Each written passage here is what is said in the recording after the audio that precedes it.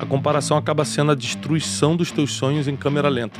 Você está destruindo cada sonho seu quando você começa a olhar para os outros que não tem nada a ver contigo, não tem o mesmo propósito, e é não o tem que o mesmo leva ponto de partida. muita gente a se endividar. Ela vai se comparar com os outros, ela vai achar que ela está no lugar errado. Eu tinha que estar lá, sendo que eu estou aqui. Então vou dar um jeito de chegar onde eu tinha que estar.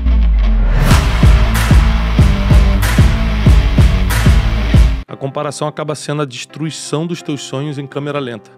Você está destruindo cada sonho seu quando você começa a olhar para os outros que não tem nada a ver contigo, não tem o mesmo propósito, E é não o tem que o mesmo ponto de leva partida. muita gente a se endividar. Ah, com certeza. lógico. Porque ela quer dar aquele passo muito maior do que a perna dela, porque ela diz, como que eu vou ficar para trás? Como assim, né? Então tem tudo a ver isso que você está falando de comportamento, porque a pessoa não dá o passo conforme o tamanho do orçamento. Ela vai se comparar com os outros, ela vai achar que ela está no lugar errado. Eu tinha que estar lá, sendo que eu estou aqui. Então vou dar um jeito de chegar onde eu tinha que estar. Por isso que eu digo para as pessoas, não importa o quanto entra de dinheiro, você tem que prestar atenção no quanto sai. Tem uma parábola bíblica que explica bem essa situação aí, que é a parábola do filho pródigo. Ele pede a herança antecipada para o pai, fala, pai, me dá a minha parte da herança que eu quero curtir a vida. Ele pega essa parte, vai para uma terra distante e vai gastar com prazer, com mulher, com bebida, com amigo, sem saber que uma grande fome estava vindo sobre a terra. Então o problema não foi dele ele gastar, é que não tinha como ele se levantar, porque a fome já estava instalada. Então é isso aí, você tem que ter cuidado, porque você não sabe o dia de amanhã. Às vezes você... a Bíblia também diz assim, ó, não diga que você vai para aquela cidade ou outra no outro dia fazer negócio, porque você não sabe o que vai acontecer na sua vida amanhã. Então, eu sou um cara de muito da fé, assim, porque eu já experimentei que se você for só na métrica, tudo pode desandar. Esse é o passo a passo que eu digo para todo mundo. Eu comecei a parar de olhar para o que eu não tinha e parar de me culpar pelo que eu fiz, porque a gente entra, né, nessa coisa, né? É minha culpa, fui eu que fiz, olha onde eu cheguei, você se sente ninguém. Começa a pensar, e né? se fosse diferente? E isso não te leva a nada, não adianta, né? Você não fez, já foi, passou. Então eu comecei a pensar assim, na prática, o que que eu tenho? Eu tenho tempo, porque eu não tinha mais trabalho, e eu tenho dívida. E eu consegui fechar a loja porque eu assinei uma pilha de nota promissória para não executarem o imóvel da minha família. Então eu vendi a alma ali, né? Assinei uma pilhona mesmo de promissória, que eu não tinha a menor ideia como eu ia pagar.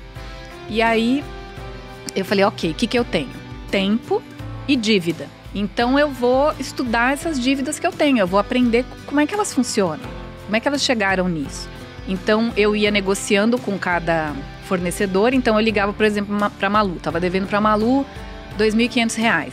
Então, geralmente, o fornecedor falava assim, vamos passar isso para... Já que você não sabe quanto você vai me pagar, vamos passar isso para $2.500 ou $1.800, $2.000, o que eu conseguia negociar. E aí você vai me pagando quando você puder.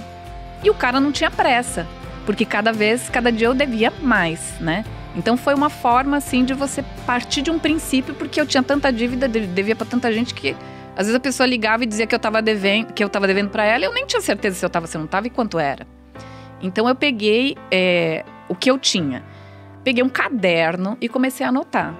O que que eu devo? Eu devo tanto para o banco, eu tinha estourado 2 contas, né? Limite de conta, 5 cartões, eu devo para tal fornecedor. E aí eu fui para um passo 2. Qual é a consequência da minha dívida? Isso para quem está endividado é um passo a passo básico. Você tem que listar tudo que você deve, porque a gente se perde. A gente se perde, a gente não sabe para quem deve, quanto deve e se aquele valor é real. Porque as pessoas chutam, ainda mais hoje, o cara te liga e fala, você tá devendo há 1.000 e não sei quantos dias, a tua dívida tá em R$150 mil. Quando você vai ver, é 80, 70. Porque os caras chutam, né? Que loucura. Então, o que você tem que fazer? Chocora lá em cima já. Eu totalmente amadora com dívidas, veja assim. Eu não verdade, entendo esse nada. bilhete. Você tem que anotar para quem você deve, o valor original da sua dívida, essa é a dica. Qual é o valor original da sua dívida? Não é quanto o credor diz que você tá devendo depois de um calhamaço de juro. Qual é o teu valor original? Quanto você devia lá atrás, antes da incidência de juro? 3 mil, 5 mil, 2 mil? Você tem que saber que valor é esse. O credor tem que informar por lei qual é o valor original da minha dívida. Segundo, qual é a memória de cálculo dessa dívida? O que é isso? Como essa dívida chegou ao valor que você disse que chegou? Então, se o seu valor original é 3 mil e o cara diz que você deve 18, como ele chegou? Qual é o cálculo que ele fez para chegar de 3 a 18? Você vai descobrir aí que você não deve 18. Você deve muito menos. Então você já começou a melhorar a tua situação. Outra coisa, negociar para chegar o mais perto possível do valor original da tua dívida. Isso eu aprendi numa época que não tinha internet, que não tinha nada disso. Então eu fui pensando, como é que eu vou fazer isso, né? E eu dizia para a pessoa, olha, eu te devo 3, você está falando que eu devo 20. Eu tenho 2,5. Você quer? Você já era crédito podre, entre aspas, né? Era inadimplente? Era. O cara às vezes nem espera receber, ele dá um E o que o pessoal desconto. me dizia? O pessoal falava assim, Patrícia, todo mundo quebra aqui no Brás. E ninguém paga ninguém. Quando você quebra, você vai embora. Você não paga ninguém, você some e recomeça a tua vida em qualquer lugar. Eu dizia... Foi aí que você mudou de nome, porque anteriormente era Daniela, né? E mudou pra Patrícia. Pois é. Eu dizia, não, eu sou a exceção, eu vou pagar. O pessoal dizia, imagina, a chinesada vai tudo embora. Eu dizia, eu não sou chinês, né, pra começar. E eu vou pagar, eu vou ser a exceção, eu vou pagar todo mundo. E o pessoal ria, até os meus credores riam. Imagina, você vai pagar nada. Eu dizia, eu vou pagar. Então eu comecei a trabalhar com o que eu podia.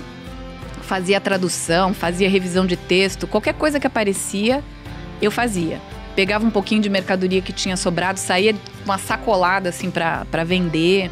Eu me cerquei de 2, 3 pessoas que me ajudaram muito. É muito importante quando você está endividado, você ter suporte emocional. A parte emocional fica em frangalhos, né? Pelo que a gente viu aqui nos 2 casos. Porque o telefone toca, você sabe que é cobrança, você já começa a tremer, você já começa a Deus. Mas só que você tem que atender. Um dos maiores conselhos que eu dou é o seguinte: na dívida é que você tem que ser homem mesmo. Então, ligou, atende. Eu atendia com medo, tremendo, mas atendi e falei assim, olha, eu tô te devendo. O cara me xingando, eu vou te matar, eu sei que você vai me matar, mas não tem como te pagar. Eu falava a mesma coisa, eu sei, mas pera um pouquinho. Eu não tenho como te pagar. Mas se você quiser, eu vou aí, assino uma promissória, a gente negocia em 12 vezes. Eu atendia todo mundo, não mudei de telefone, não mudei de endereço. Né? Eu já estava nessa casa de aluguel. E todo mundo sabia onde eu morava, todo mundo me cobrava e eu atendia todo mundo. Agora, eu fiquei um tempo em estado de choque em casa. Nesse tempo, eu aumentei muito a minha fé. E eu tive um insight em uma das minhas orações. Você já era religioso antes e ficou mais ainda no processo? Já, assim? Eu nasci dentro de igreja. Só que meu relacionamento era muito tipo assim... meu pai me levou para isso. Nessa época aí da quebra, eu conheci a Bíblia de verdade. Eu fiz todos aqueles testes. Eu passei pelo período da negação. Não, isso é tudo mentira. Deus não existe. A Bíblia não é... Se fosse, eu não estaria passando por isso. Passei por todas as experiências. Você não faz nada que está escrito, mas depois a culpa é tua. E passei por essas experiências até que eu tive minhas próprias experiências. E aí a minha fé aumentou muito. Nesse período que eu estava em várias orações assim, eu tive um insight, porque tem uma passagem bíblica que Moisés fala assim, não tem mais jeito. E aí Deus fala para Moisés, o que você tem na mão? Eu falo, tem um cajado, então usa o cajado. E aí eu falei isso para Janine, minha esposa, falei, o que a gente tem na mão? Ela falou, Tiago, a única coisa que você tem é o diploma do mestrado.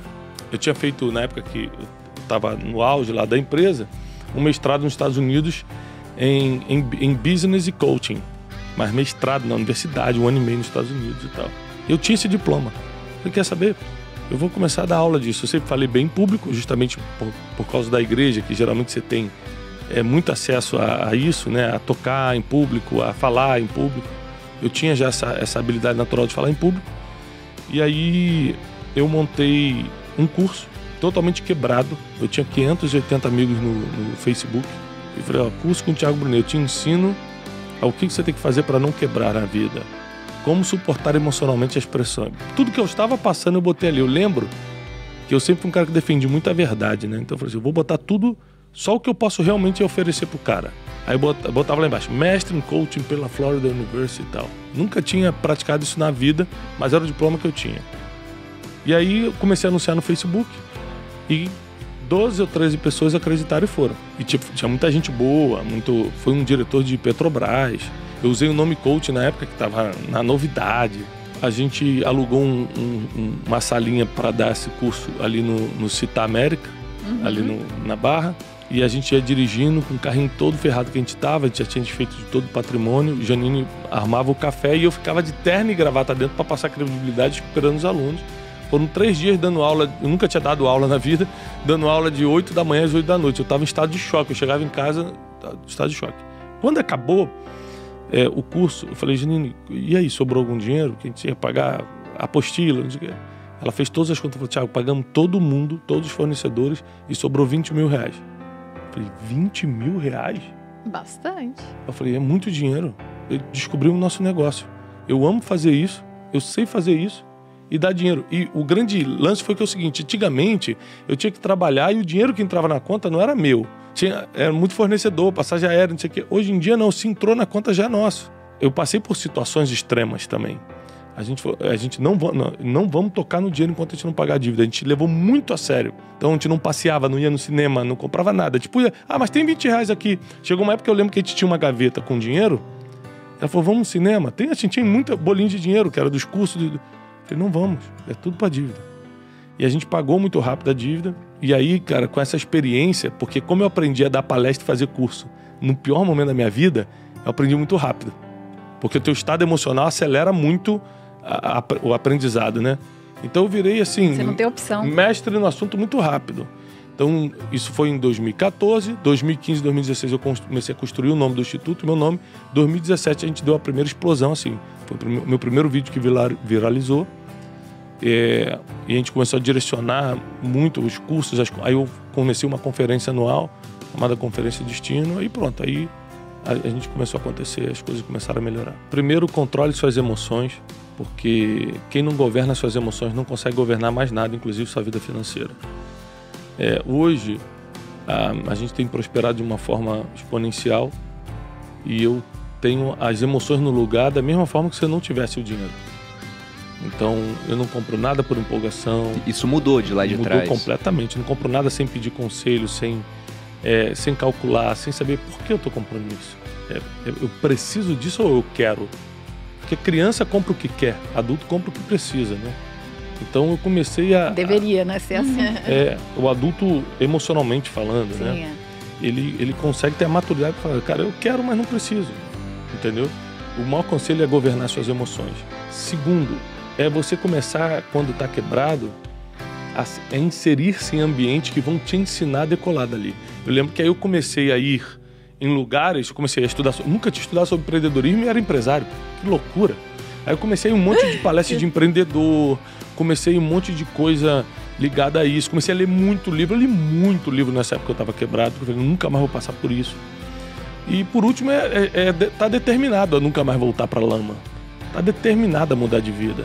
Tá determinado a fazer tudo que você tem que fazer, não ter medo de trabalho, sempre ser cauteloso com as amizades, mas quando perceber que a conexão é certa, investe ali, porque pode abrir uma porta boa para você de negócios. E acima de tudo, que funcionou para mim, foi a fé. Eu sempre acreditei que não era o meu fim. Assim, uma hora Deus dá uma reviravolta na minha vida, né? Eu acredito muito que Deus tem um controle do nosso futuro.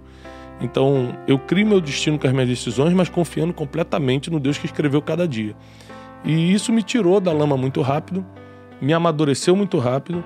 E hoje eu ensino pessoas, através do Clube de Inteligência, das nossas redes sociais aí, eu ensino pessoas a não passarem pelo que eu passei, emocionalmente e financeiramente. No meu caso, assim, o que eu vi que vale a pena é você ser a exceção, né? A gente vive num mundo muito mediano, em que as pessoas, como você estava falando dentro da universidade, as pessoas se colocam numa posição confortável e onde ela está ali na média de todo mundo. Então, essa é a posição confortável, né?